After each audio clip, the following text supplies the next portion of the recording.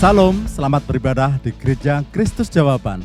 Sebelum kita mulai ibadah, mari kita memperhatikan hal-hal penting berikut ini. Informasi bagi saudara yang ingin mengikuti berita gereja, Anda dapat mendownload aplikasi GKJ Family melalui Play Store, atau saudara dapat klik link di bawah ini. Selain itu, jangan lupa untuk follow Instagram gereja, yaitu @newgkj. Bagi saudara yang rindu untuk memberikan persembahan, saudara dapat mentransfer melalui rekening BCA berikut ini.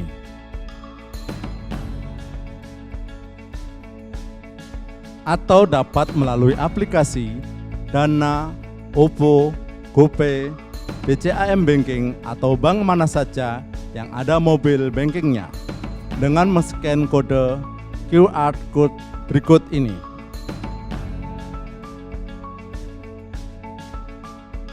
Bagi saudara yang ingin memberikan persembahan untuk kas sosial, Anda dapat mentransfer ke rekening berikut ini.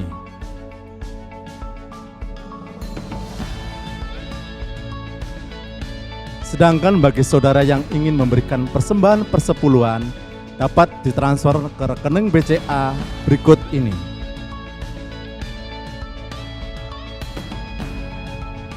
Terima kasih atas perhatian dan persembahan saudara. Selamat melanjutkan ibadah. Tuhan Yesus memberkati. Shalom. Mari kita naikkan pujian kita yang terbaik kepada Tuhan. Sebab Dia Tuhan yang selalu bersama kita. Dia Tuhan yang sanggup mengubahkan segala kehidupan kita. Dan Tuhan selalu berjalan bersama kita. Kita tidak perlu takut dan kita tidak perlu gentar. Haleluya.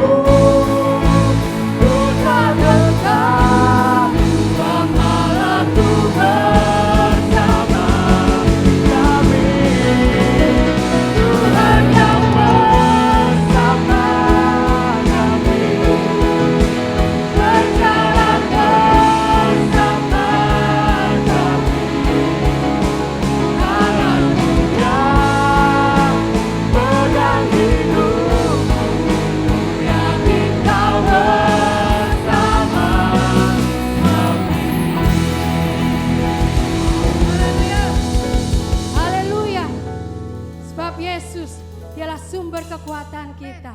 Hanya nama Yesus yang berkuasa, ialah benteng kehidupan kita. Yesus Kristus namanya. Haleluya.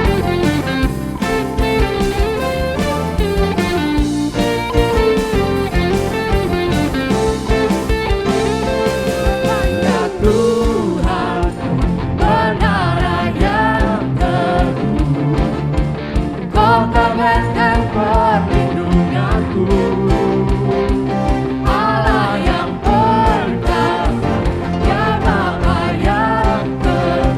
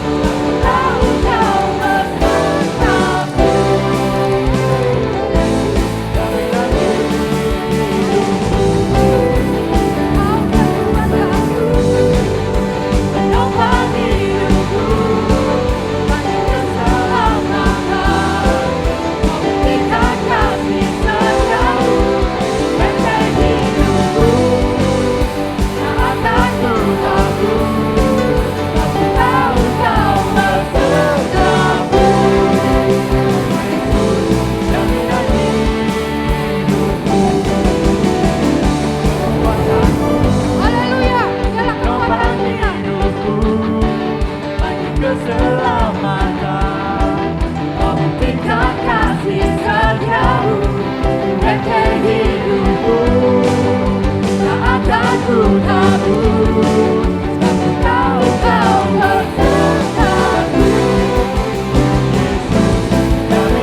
lagi kita katakan Allah kekuatan kami. Haleluya.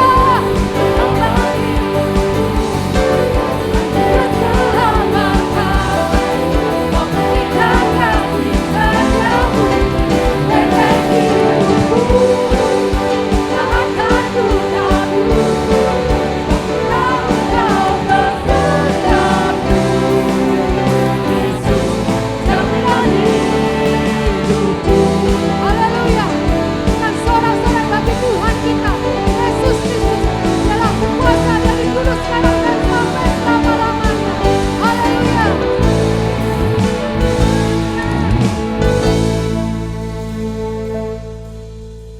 Haleluya. Percaya penuh pada Engkau ya Allah. Karena Engkau adalah harapan kami.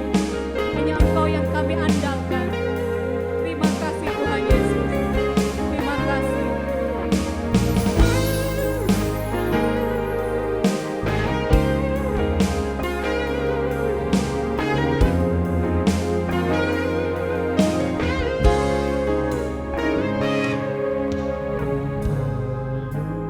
Engkau Yesus, haus jiwaku menantikanmu.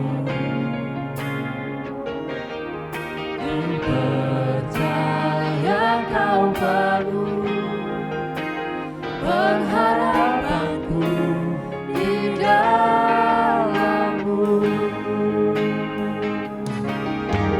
Yesus, hanya Kau yang ku andalkan, melebihi siapapun juga. Yesus, hanya Kau yang ku percaya di setiap waktu.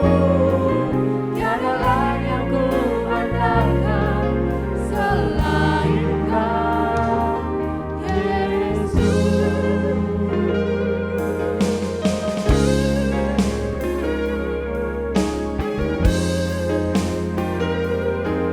Mari sama-sama katakan, ku perlu Engkau Yesus. Engkau Yesus, haus jiwaku menantikanmu. Ku percaya Kau penuh pengharapanku di dalam-Mu. Yesus, hanya Kau yang ku andalkan, melebihi siapapun juga. Yesus, hanya Kau yang ku percaya di setiap waktu. Tiada lain yang ku andalkan selain Kau. Yesus, hanya Kau yang ku andalkan, melebihi siapapun juga. Yesus, hanya Kau yang ku percaya di setiap waktu. Tiada lain yang ku andalkan selain Kau, Yesus. Haleluya. Yesus, kami percaya Tuhan, hanya Engkau-lah yang kami andalkan. Kami mengucap syukur Tuhan untuk kesempatan kami boleh memuji Tuhan, kami boleh menyembah Tuhan. Terima kasih Tuhan, terima kasih.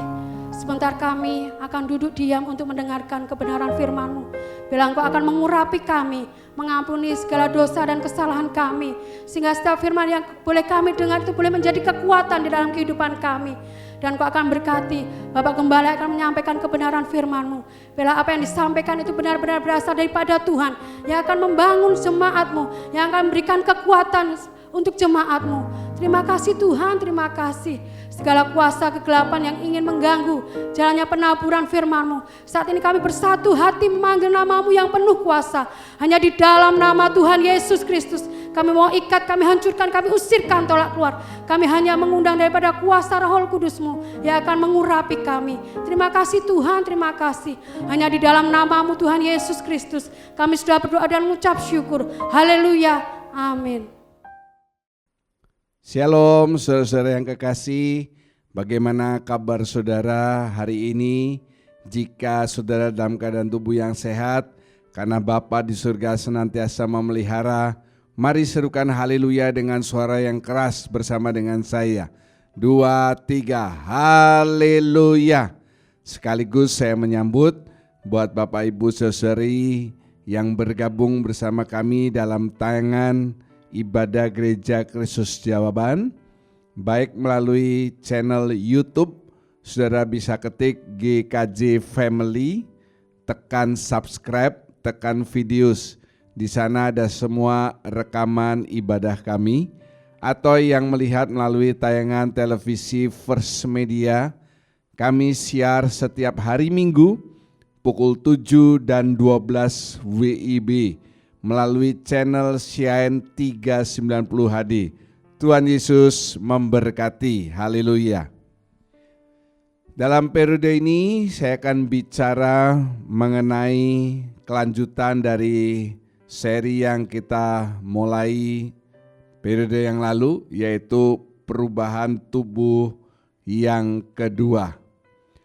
Sebagai ayat mas, saya akan bacakan dari Roma 8 ayat 5 sampai 7. Roma 8 ayat 5 sampai 7. Sebab mereka yang hidup menurut daging memikirkan hal-hal yang dari daging. Mereka yang hidup menurut roh memikirkan hal-hal yang dari roh. Karena keinginan daging adalah maut, tetapi keinginan roh adalah hidup dan damai sejahtera. Sebab keinginan daging adalah perseteruan terhadap Allah, karena ia tidak takluk kepada hukum Allah. Hal ini memang tidak mungkin baginya. Amin. Mari perhatikan itu. Orang yang hidup menurut daging ini kedagingan, tubuh jasmaninya, akan memikirkan hal-hal yang dari daging. Tetapi orang yang hidup menurut roh Tuhan, R besar, yaitu tubuh rohani, memikirkan hal-hal yang dari roh Tuhan. Dan keinginan daging itu maut, keinginan roh hidup dan damai sejahtera. Saudara yang kekasih, saudara lahir itu tidak langsung rohani. Karena kita ini lahir dengan membawa dosa turunan. Semua Alkitab mengatakan yang mula-mula itu adalah yang alamiah, baru yang rohania. Semua berawal dari yang alamiah, artinya saudara harus sadar bahwa saat ini kita semua, seperti Rasul Paul katakan dalam Roma 6 ayat 6, kita ini memakai tubuh dosa. Dan akhir daripada dosa itu adalah binasa. Dan bahkan diperjelas oleh Paul dalam Roma 7 ayat 24, tubuh maut, tubuh dosa, tubuh maut. Lah, payah itu saudara. Karena itu saya katakan proses perubahan dari tubuh alami atau tubuh jasmani menjadi tubuh rohani ini yang harus saudara usahakan. Supaya saudara akhirnya tidak maut atau lebih tepatnya binasa. Saudara harus mengalami, saudara yang melakukan, ya. Saudara harus berusaha berubah dari tubuh alami, tubuh jasmani menuju tubuh rohani. Haleluya. Saya ulangi subtema yang periode lalu kita bahas. Saudara harus memiliki hubungan dengan sumber hidup. Saudara harus memiliki hubungan dengan sumber hidup. Sesuatu itu dikatakan on atau hidup karena dia tersambung dengan sesuatu. Misalnya HP saudara ini bisa on karena terhubung dengan daya. Apa itu? Baterai. Baterai itu saudara, kalau sudah habis, low bat, bahkan dead bat saya katakan, itu kita harus apa? Di-charge, dihubungkan ke sumber listrik. Demikian juga dengan pohon.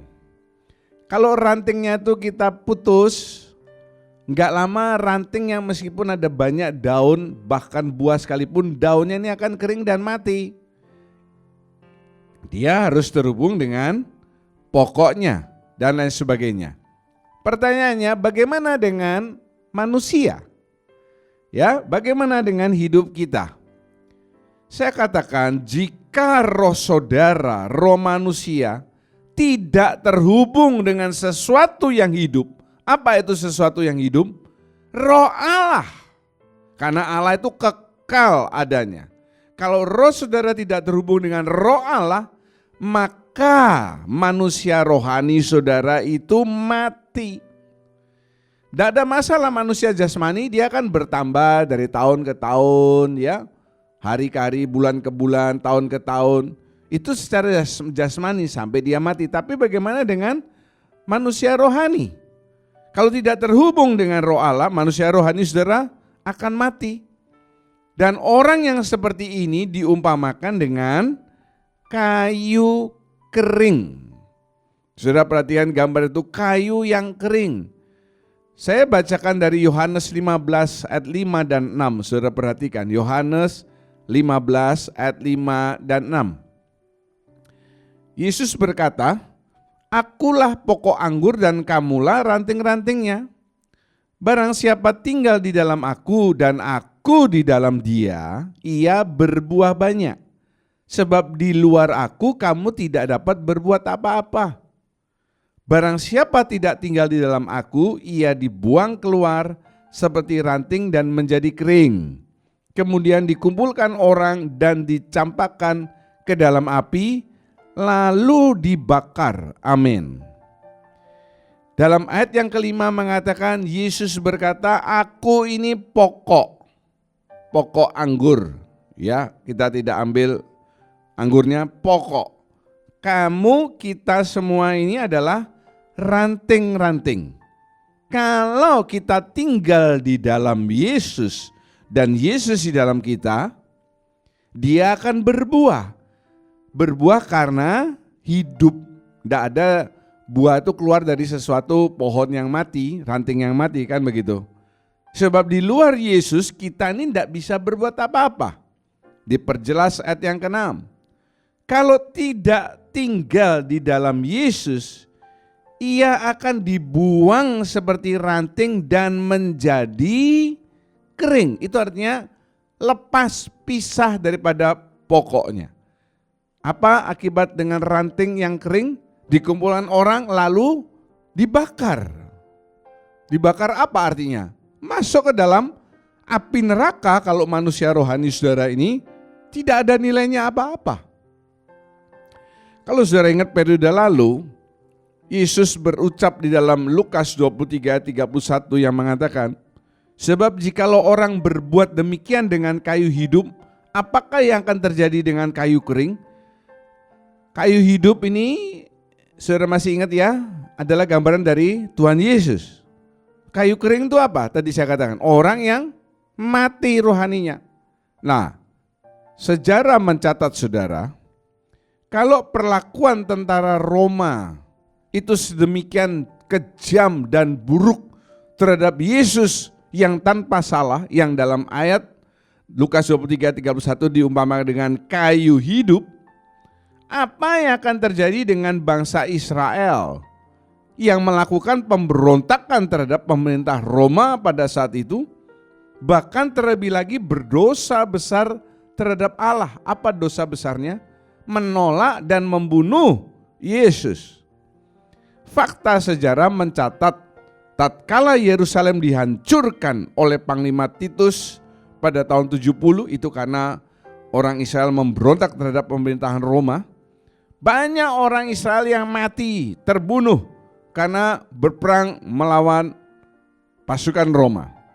Dan Josephus menyatakan bahwa yang mati saat itu sekitar 1 juta orang Yahudi. Saudara, kalau tahun 70 penduduk enggak banyak, penduduk orang Yahudi maksud saya, mati 1 juta itu sudah besar sekali. Kalau sekarang mungkin 1 juta ya masih kecil dibandingkan dengan jumlah seluruh penduduk dunia. Tetapi pada saat itu 1 juta itu sudah luar biasa. Nah itu dia. Kalau Yesus saja yang kayu hidup diperlakukan seperti itu, apalagi terhadap kayu kering. Haleluya. Sub berikutnya adalah bersekutu dengan firman.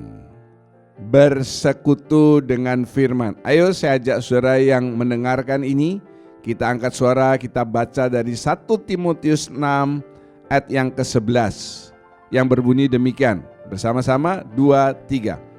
Tetapi engkau hai manusia Allah, jauhilah semuanya itu, kejarlah keadilan, ibadah, kesetiaan, kasih, kesabaran, dan kelembutan. Kita ulangi, engkau ganti saya ya.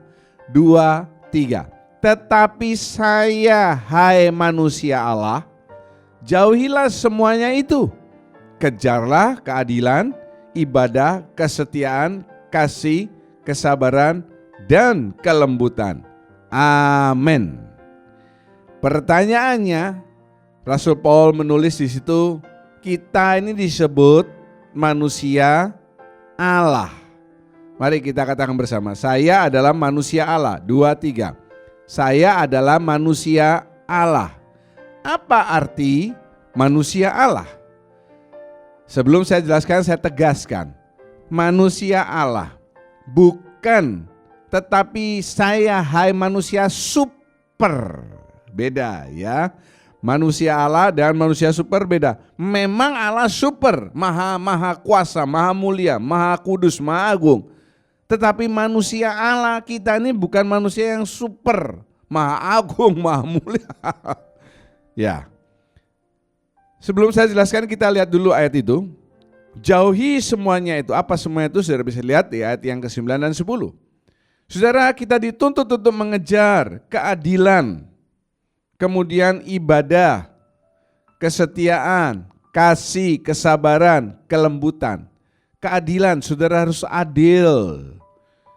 Berkali-kali saya katakan, jangan kalau kita ke pasar beli berapa? 2.000, saudara nawarnya 500. Keterlaluan saudara. Kalau sudah 2.000 ya bayar saja 2.000. Ya, berapa harganya? 5.000 Pak. Saudara tawar, 2.000 bisa enggak? Jangan begitu saudara, 5.000 ya sudah kasih sudah. Kemudian ibadah, nah itu dia. Kalau PPKM sudah berakhir, jangan lupa gereja itu sudah dibuka, saudara perlu beribadah. Dan sekarang sebelum gereja dibuka, saudara beribadah seperti saudara beribadah di gereja, cuma tidak banyak orang, hanya dengan keluarga, kan begitu. Kemudian setia.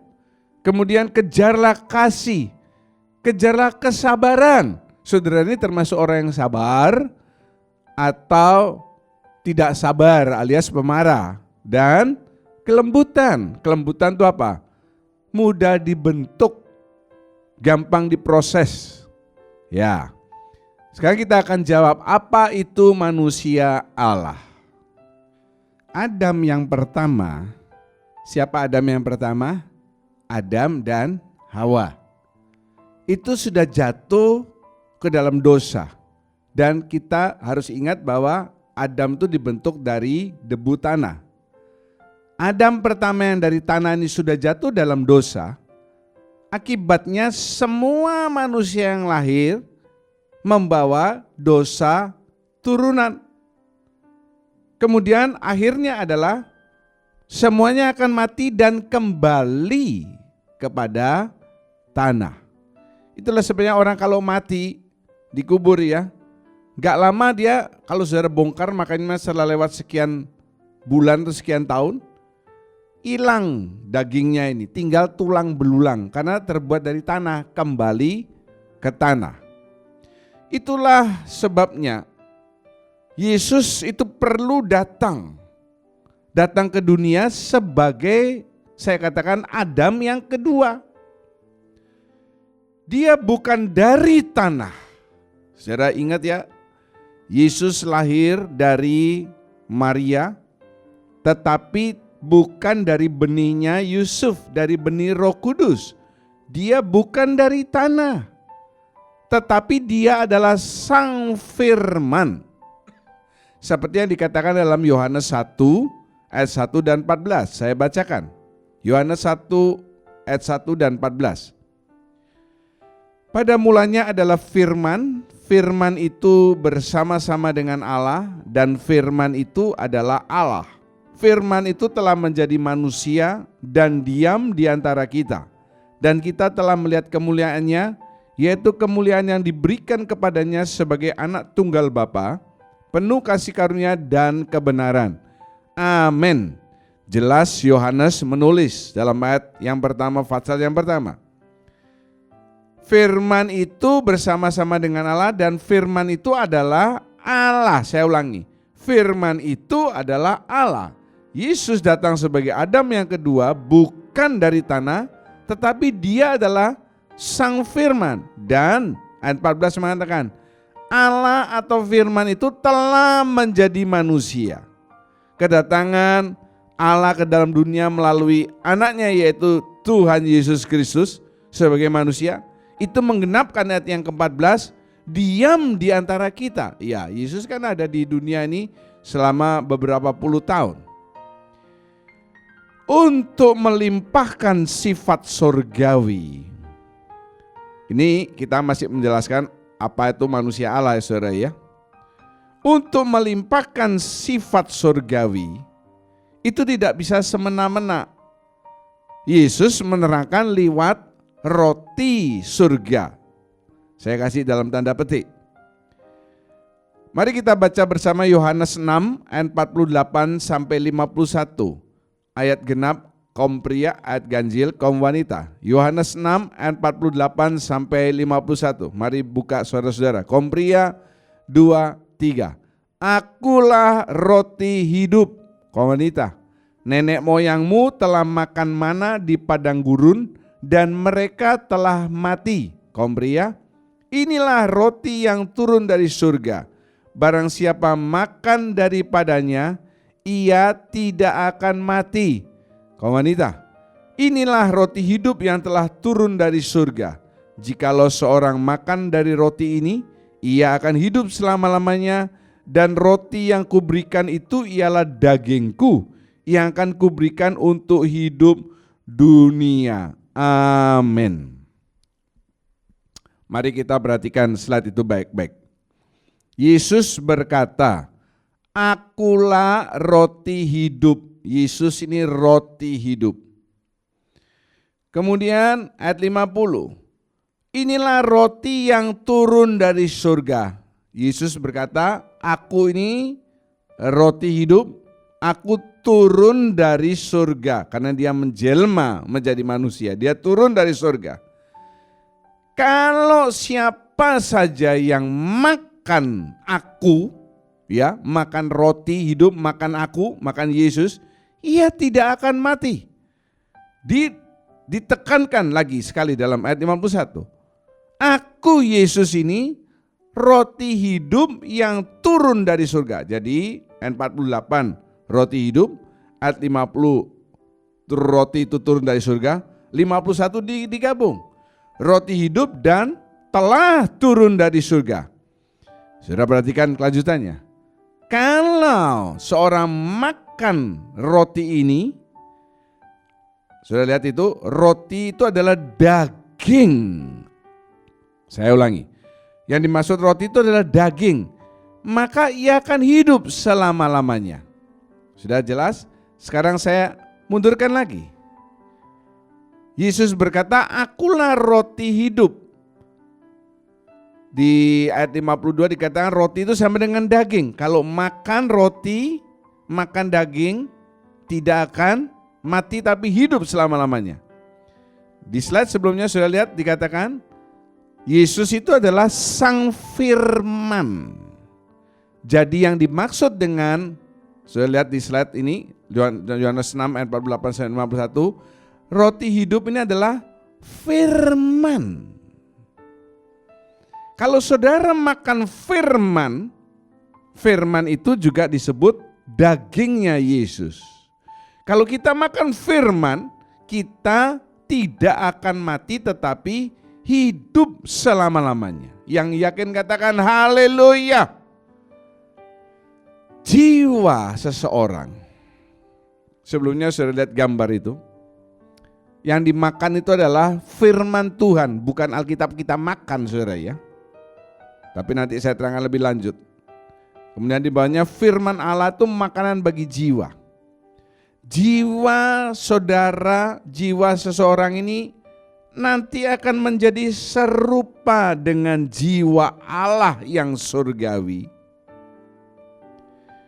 Kalau saudara makan firman, makan roti hidup yang diturunkan dari surga. Karena apa? Karena semua tulisan di firman Tuhan itu adalah ilham roh, R besar, ilham dari roh Allah, dari atas. Penulis-penulis Alkitab semuanya itu bukan mereka nulis semau-maunya sendiri saudara. Tetapi ada ilham dari surga, dari atas. Nah itulah dia.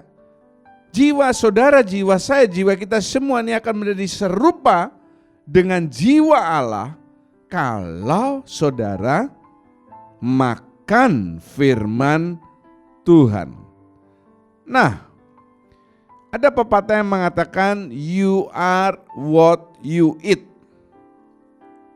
Saudara adalah apa yang saudara makan. Saudara lihat gambar itu.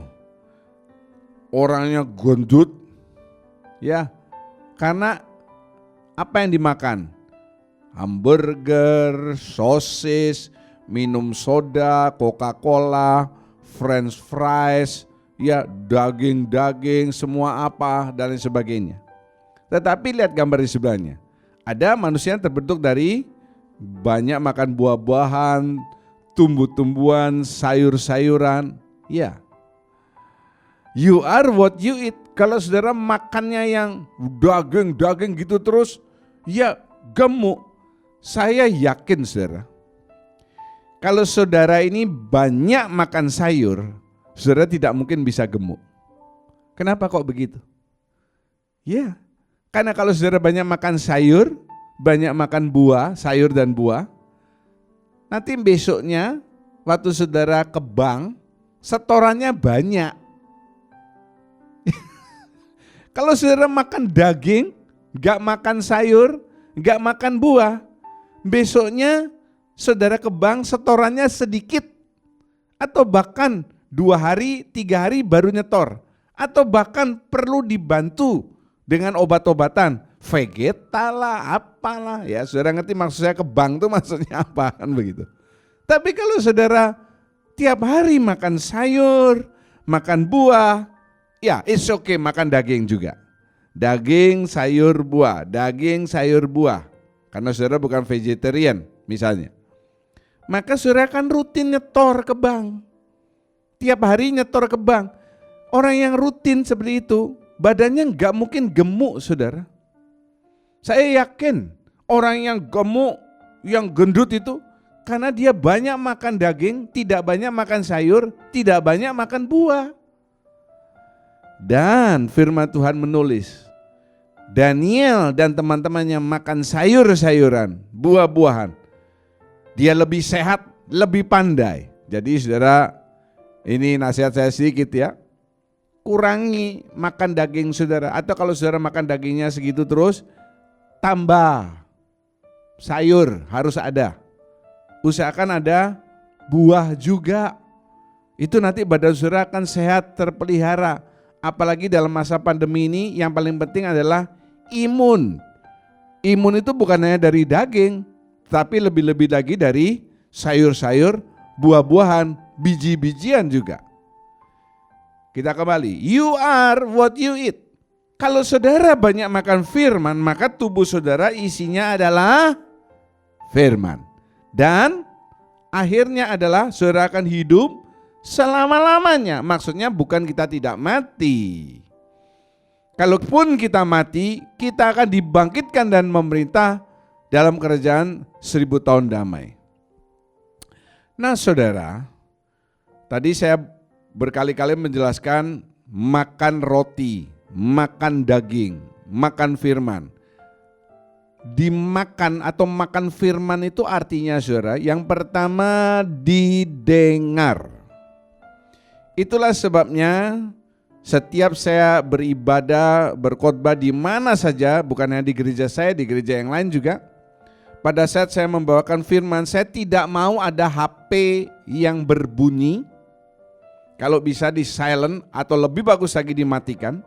Saya tidak mau ada orang yang bicara-bicara. Saya tidak mau ada anak-anak yang ada di ruangan pada saat kita mendengarkan khotbah. Karena itu ibadah umum untuk orang dewasa. Dimanapun, kalau di gereja saya itu sudah peraturan yang sudah baku ya. Tetapi kalau saya khotbah di gereja lain, kalau ada anak-anak lari-lari, ada anak-anak di dalam gereja, saya akan bilang, minta maaf kalau bisa anaknya di luar saja. Karena apa? Akan mengganggu orang. Misalnya saudara berkata, loh Pak, nanti ibunya yang bawa anaknya kan tidak bisa dengar firman. Sama saja. Kalau anaknya ada di dalam gedung gereja pada saat firman Tuhan disampaikan, lalu dia lari-lari apa, kan pasti mamanya, papanya lagi, kedua orang tuanya akan ngeliatin, lari ke sana, ke sini, nangis dan sebagainya. Dan itu akan mengganggu orang lain. Yang pertama saudara harus mendengar dengan baik. Dan saudara yang lagi mendengarkan ini beribadah, karena kita masih PPKM, beribadah di rumah atau di mana saja saudara mendengarkan berita firman Tuhan ini, dengarkan dengan baik. Jangan hanya dengar lalu jalan-jalan dan sebagainya. Kalau saudara misalnya kebelet kencing atau mau apa, di pause dulu, di stop dulu. Kalau YouTube ya, kalau televisi kan tidak bisa. Saudara perlu mendengar dengan baik. Kemudian yang kedua adalah direnungkan. Direnungkan ini apa artinya? Dimengerti dan kemudian dilakukan. Sudah lihat gambar di samping, Yakobus 1:22 mengatakan, hendaklah kamu menjadi pelaku firman dan bukan hanya pendengar saja. Sebab jika tidak demikian, kamu menipu diri sendiri. Nipu diri sendiri, ya dengar tetapi tidak melakukan. Tujuannya itu apa saudara? Saya lihat di slide baik-baik. Supaya karakter aspek hidup saudara, ya, supaya karakter aspek hidup saudara ini ada unsur Allah. Karakter Allah itu masuk dalam diri kita, menjadi bagian yang tidak kelihatan, dan itu artinya menjadi daging. Saya terangkan lewat ini. Kalau saudara makan ayam, daging sapi, hamburger, ya, makan apapun, sosis, masa lalu kelihatan nongol di perut ini, lalu nongol ayam goreng misalnya, nongol hamburger, nongol di sini sosis, kan enggak. Tujuan kita makan itu supaya apa? Supaya menjadi daging. Nah, sama. Kalau saudara baca firman, dengar firman, saudara renungkan, lalu saudara lakukan. Mari kita katakan bersama, dengar, renungkan, lakukan. 2, 3. Dengar, renungkan, lakukan. Apa? Firman Tuhan. Maka itu akan menjadi bagian yang tidak kelihatan dalam hidup kita. Maka karakter Allah itu masuk dalam diri kita. Dan itu yang disebut menjadi daging. Jadi hidup kita ini pelan-pelan ada perubahan. Yang tadinya lahir jasmani alami, pelan-pelan berubah. Naik persentasenya sedikit demi sedikit. Manusia rohaninya mulai diisi jiwa, sifat, pikiran, kehendak kita yang tadinya full 100% keduniawian manusia, ya pelan-pelan berubah dan lebih banyak persentase manusia rohaninya. Karena apa? Dengar dengan baik, renungkan, kemudian melakukan firman. Kalau saudara cuma dengar saja lalu tidak melakukan, tidak ada artinya, nggak bisa jadi daging, saudara. Itu makan cepat-cepat langsung keluar. Yang jarang dilakukan oleh orang-orang itu adalah merenungkan. Yang jarang dilakukan oleh saudara yang mendengarkan ini adalah merenungkan firman. Paralel dengan hal jasmani itu adalah mencerna. Saudara lihat gambar itu. Sapi, kuda, kelinci, kambing, domba, apapun ya yang memama biak, makannya apa? Rumput. Sapi makan rumput. Sapi itu gede, lebih besar, jauh lebih besar dari ayam atau dari babi. Besar. Apalagi sapi di luar negeri, gede-gede. Makannya apa? Bukan makan daging loh, saudara. Makan rumput. Rumput itu dicerna. Dicerna sehingga menjadi daging dan susu. Masa sapi makan rumput lalu bisa gede begitu? Kalau tidak dicerna, ya keluarnya ya begitu saja jadi rumput. Sapi itu sapi rumput yang lemas, kurus, kering. Ini dia bisa menjadi gede, gemuk, karena apa? Dicerna. Demikian juga dengan hidup kita. Mungkin saudara rutin dengar firman Tuhan setiap minggu. Saudara rutin membaca Alkitab setiap hari. Tetapi tidak saudara cerna dengan baik. Apa itu dicerna? Sebelumnya saudara lihat di slide itu, saudara baca. Firman Tuhan yang sukar dimengerti perlu dicerna lebih lama. Begini saudara. Kalau saudara mendengarkan firman Tuhan lewat YouTube, ya, kita tidak beribadah secara langsung, tetapi saudara melihat lewat YouTube itu ada hal positifnya. Apa itu? Kalau saudara beribadah di gereja, saya berkhotbah, lewat selesai khotbah itu, saudara nggak bisa dengar lagi.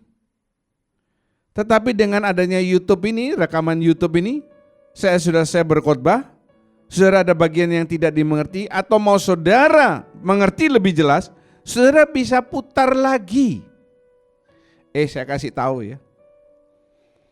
Saudara ini jangan terlalu pelit untuk manusia rohani saudara.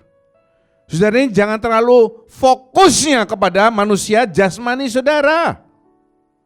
Saudara yang punya anak-anak itu, anak-anak belajar online ya dari pagi sampai siang. Tidak ada yang jam 8 sampai jam 10, jam 8 sampai jam 12 sampai jam 1 kan begitu. 4-5 jam belajar online. Itu sedot kuota. Nah saudara dengarkan khotbah saya ini cuma 1 jam saja. Tapi saudara pelit. Dengar cuma sekali, kadang dengar rame-rame. Anak saudara belajar online sekolah masa rame-rame. Yang satu kelas 5, yang satu kelas 2 gabung jadi satu. Gak bisa. 2 handphone atau 2 laptop sedot 2 kuota internet kan begitu. Saudara dengar khotbah ini sudah rame-rame 1 laptop. Atau bahkan 1 handphone, 1 keluarga. Cuma dengar sekali, mana ada yang masuk yang saudara jadi daging itu apa?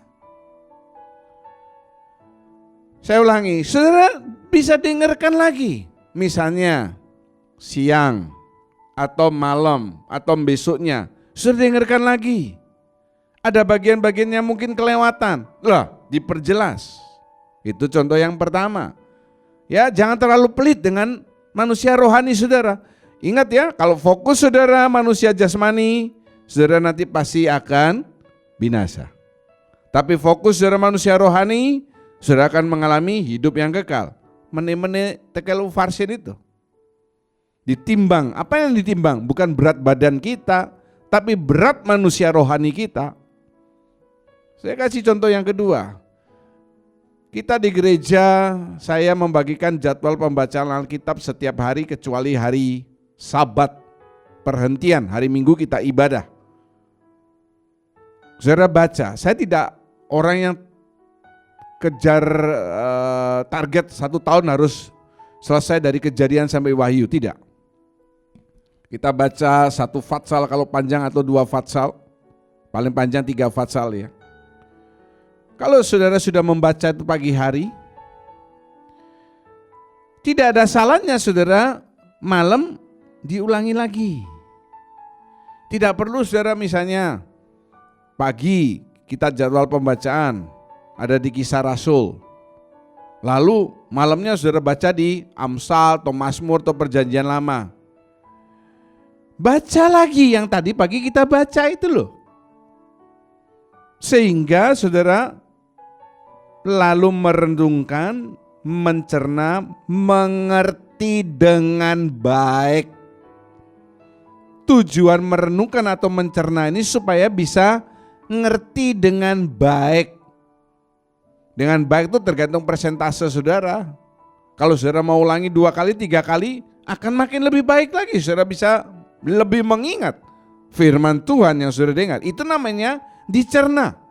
Nah kalau saudara sudah dicerna, direnungkan, saudara bisa mendapatkan intinya. Untuk melakukan itu akan lebih mudah saudara, daripada saudara tidak merenungkan apa-apa lalu melakukan, lupakan sudah. Kalau saudara tidak melakukan firman, itu namanya saudara menipu diri sendiri, kan tadi kita sudah baca di Yakobus itu. Itu maksudnya firman Tuhan yang sukar dimengerti, saudara cerna lebih lama. Jangan cuma sekali dengar YouTube lalu lewat begitu saja. Rugi saudara. Ini yang jarang dilakukan.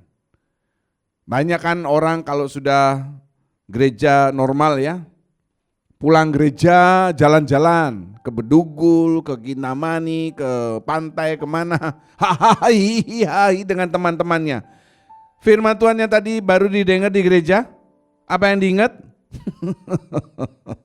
Buru-buru mau merenungkan, buru-buru dicerna, diingat aja sudah lupa, apalagi nggak mencatat, sudah lupa. Saudara bisa saja jadi orang yang besar badannya, tetapi manusia rohani saudara kurus, kerempeng, dan bahkan sakit dan mati. Saudara yang kekasih, makanan jasmani itu untuk hidup jasmani saudara. Dan itu membentuk tubuh kita. Ya, kalau saudara rutin makan yang sehat, daging, sayur, buah, tubuh saudara sehat, kan begitu? Tetapi jangan lupa di dalam diri kita ini juga ada manusia rohani yang juga perlu dikasih makan. Kalau saudara makan makanan rohani, baca, renungkan firman dan melakukan, itu untuk manusia rohani saudara, kehidupan rohani saudara. Itu untuk membentuk jiwa. Lah itulah yang disebut dengan manusia Allah. Kita memang manusia, tetapi dalam diri kita, dalam jiwa kita, pikiran, perasaan, kehendak, ini sekarang sudah condong kepada pikiran, perasaan, kehendak Allah. Itulah dia manusia Allah. Kita memang manusia, tetapi kita manusia Allah artinya kita manusia hidup dengan tubuh jasmani, tetapi kita punya pikiran, perasaan, kehendak yang lebih condong, lebih berat arahnya kepada pikiran, perasaan, kehendak Allah yang di surga.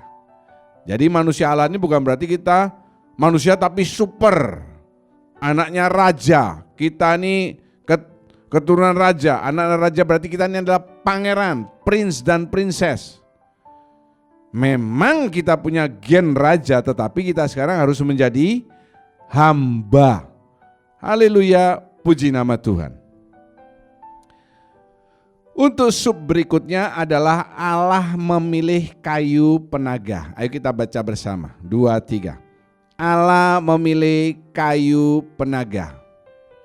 Kayu penaga ini saudara termasuk material yang diperintahkan Allah saat Musa hendak membuat kemah suci.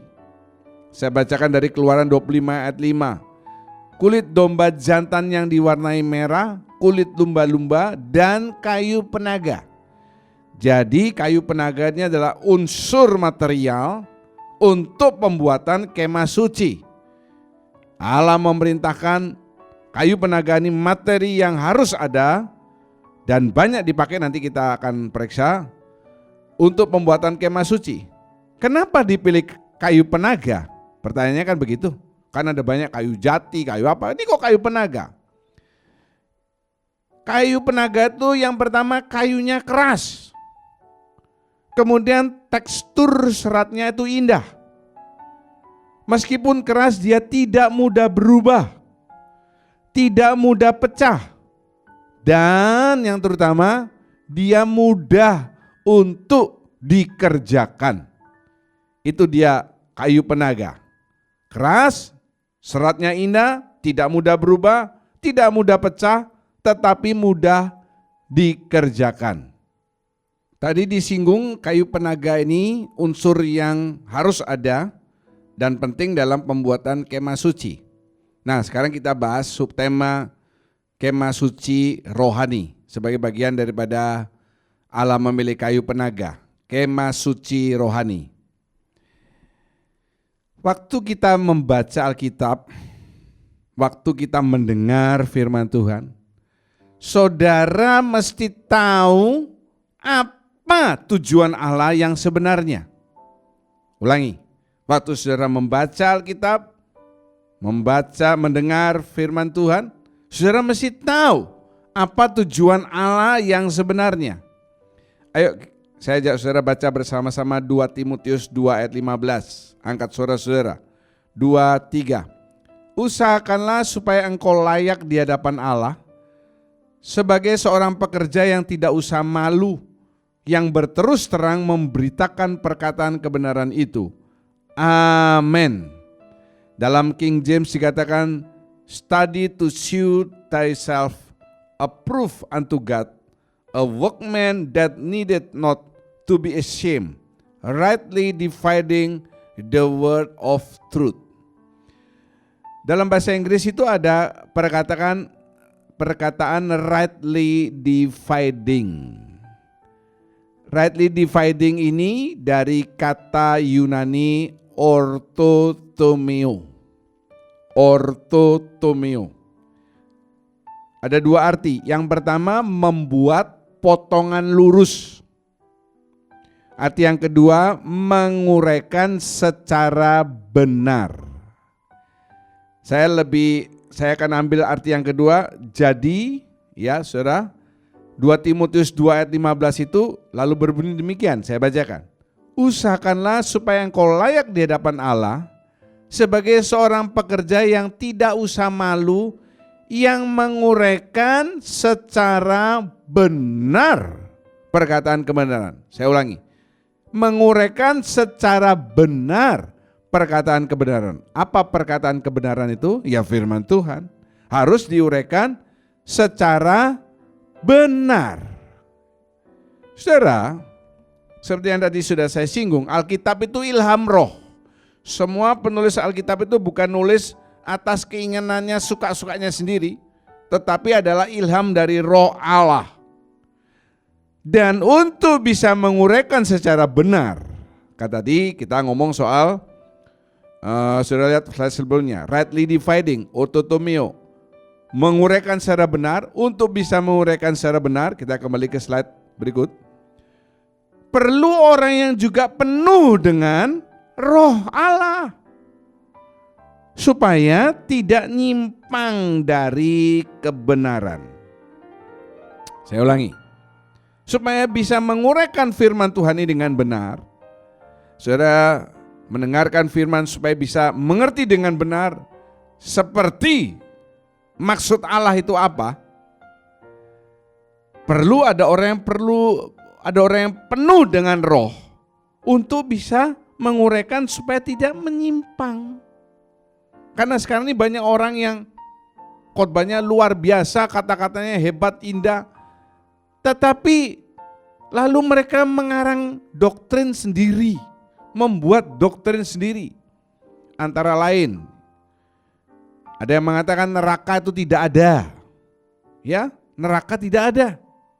Loh, kalau neraka tidak ada kan berarti kita hidup sesuka-sukanya kita sendiri dong. Orang nanti tidak akan ada neraka kok, kan begitu. Aneh ini doktrinnya. Tapi kalau saudara dengarkan pelan-pelan, lalu saudara akan menyetujui. Kemudian hyper grace.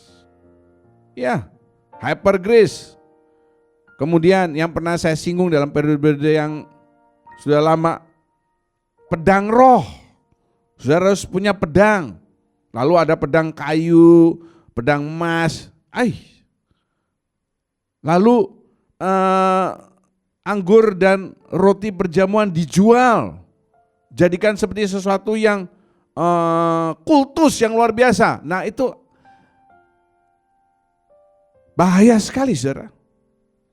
Kalau saudara melihat gambar di sebelah kiri itu adalah pendeta yang terkenal yang bernama Joel Osteen. Untuk mengetahui kisah Joel Osteen ini kita akan mendengarkan dalam periode yang akan datang. Terima kasih, Tuhan Yesus memberkati. Mari saya undang saudara bangkit berdiri. Kalau saudara mau berlutut itu lebih baik lagi. Mari kita pujikan dari hati kita kepada Bapa di surga. Haleluya. Engkaulah jalan yang sempurna, janjimu murni bagai emas perak, perisai perlindungan keselamatanku. Engkaulah jalan kebenaran, dalam kasih-Mu ada kehidupan, penolong yang setia di dalam kesesakan, bagaikan langit yang membentang, begitu luas kasih Tuhan tiada terhitung, pertolongan-Mu dalam hidupku Tuhan, bagaikan dalamnya samudra, begitu dalam kasih Tuhan tiada terhitung, kesetiaan-Mu dalam hidupku. Haleluya. Engkaulah jalan yang sempurna, janji-Mu murni bagai emas perak, perisai perlindungan keselamatanku.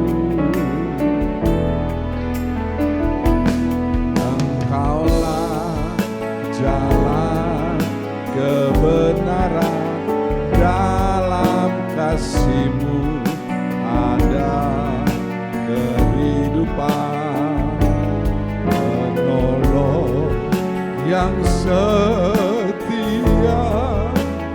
di dalam kesesakan, bagaikan langit yang membentang, begitu luas kasih Tuhan tiada terhitung, pertolongan-Mu dalam hidupku.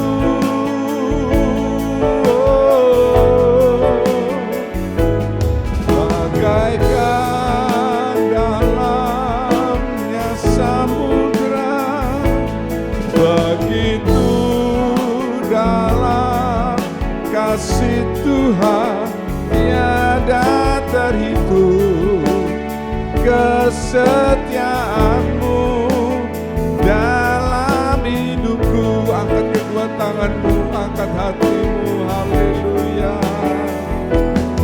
Bagaikan langit yang membentang, begitu luas kasih Tuhan, tiada terhitung. Pertolongan-Mu dalam hidupku.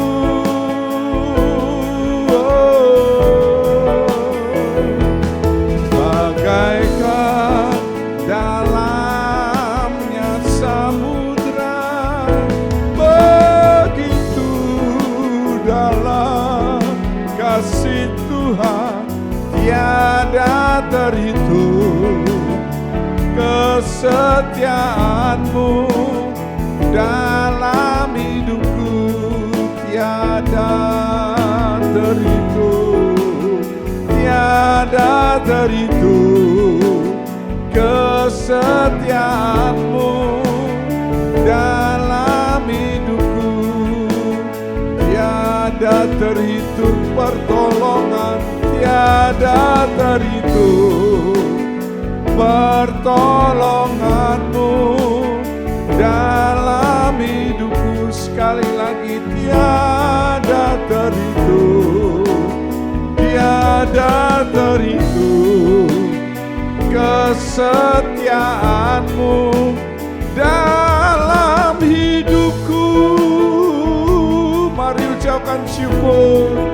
Terima kasih Tuhan untuk kasih setia, untuk perlindungan, pertolongan, kesehatan, berkat-berkat apa yang masih kami bisa nikmati. Terima kasih. Muliakan Tuhan, tinggikan Dia dengan kalimat yang jelas. Sungguh Engkau Allah yang luar biasa, Allah yang perkasa. Engkau Allah yang mengadakan, Jehovah Jireh. Engkau penolong kami, penyembuh kami. Engkau dahsyat. Mari bawa rohmu, sembah Tuhan. Oh, lelelele. Allah, wala, la, la, la, la. Ireke, lelelelelelelelelelele. Dialah, wala, wala, wala, la. Lelelelele. Urikile, Allah, wala, la, la, la. Lelelelelele.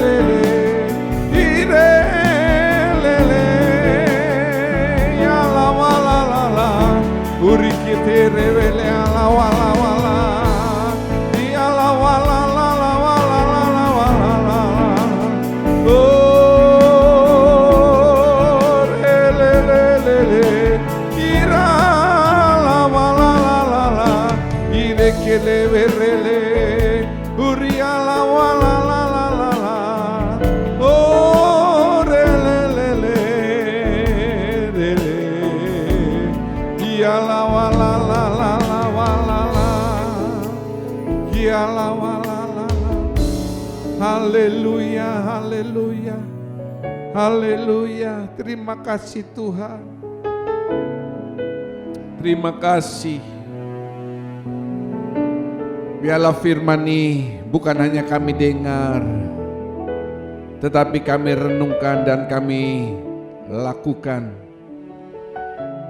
Buatlah supaya kami mempunyai keinginan untuk makin mempertebal, memperberat hidup rohani kami dengan banyak bersekutu dengan firman, khususnya merenungkan atau mencerna, supaya firman itu menjadi daging dalam hidup kami, menguasai jiwa kami, pikiran, perasaan, kehendak kami, makin menyerupai seperti Bapa di surga. Terima kasih Bapa, terima kasih. Mari kedangkan kedua tangan saudara, angkat wajah saudara. Kami percaya pada saat ini tingkap-tingkap surga terbuka. Engkau sedang memandang kami dengan wajah kasih-Mu untuk mencurahkan berkat-berkat yang kami butuhkan dalam kehidupan kami. Terima kasih Bapa, hamba-Mu berdoa supaya setiap orang yang sakit pada saat ini dijamah dengan kuasa Tuhan. Dalam nama Tuhan Yesus, ada kesembuhan buat engkau. Yang lagi dalam kesulitan secara ekonomi, percayalah Tuhan tidak pernah meninggalkan engkau, akan memelihara engkau. Burung di udara dipelihara, apalagi engkau anak-anaknya. Kalau engkau hidup benar, pasti ada pemeliharaan Tuhan. Yang punya masalah apapun, Tuhanmu lebih besar dari segala masalahmu. Terima kasih Bapa, Engkau memberkati setiap tangan yang akan memberikan persembahan untuk pelayanan pekerjaan Tuhan. Dengan hati kasih mereka memberi, maka sebenarnya surga akan membalas dalam hidup mereka. Semua yang terlibat dalam perekaman ibadah ini, Tuhan memberkati hidup mereka. Setiap tangan yang memberikan persembahan kudus sebagai tanda ketaatan mereka terhadap perkara firman Tuhan yang paling sederhana, maka janji-janji Allah yang ya dan amin akan dilimpahkan dan digenapkan dalam kehidupanmu. Terima kasih Bapa, terima kasih. Segala puji syukur, hormat, kemuliaan dan kuasa kami tujukan kembalikan dalam namanya Tuhan Yesus Kristus kami berdoa dan mengucap syukur. Semua orang diberkati mengakhiri dengan amin. Terima kasih. Jangan lupa segera ganti status WA saudara dengan link ibadah ini supaya berita Injil boleh disebarkan. Dan ingat perkataan saya tadi, saudara dengarkan lagi supaya saudara bisa lebih mendapatkan inti dan mengingat firman Tuhan pada periode kali ini. Sampai berjumpa dalam periode yang akan datang. Tuhan Yesus memberkati. Haleluya. Terima kasih telah beribadah bersama Gereja Kristus Jawaban. Bagi saudara yang ingin memberikan persembahan atau kolekte, saudara dapat mentransfernya melalui rekening berikut. Atau saudara dapat men-scan QR Code berikut. Bagi saudara yang ingin memberikan persembahan persepuluhan, saudara dapat mentransfernya melalui rekening BCA berikut. Terima kasih atas persembahan saudara. Tuhan Yesus memberkati.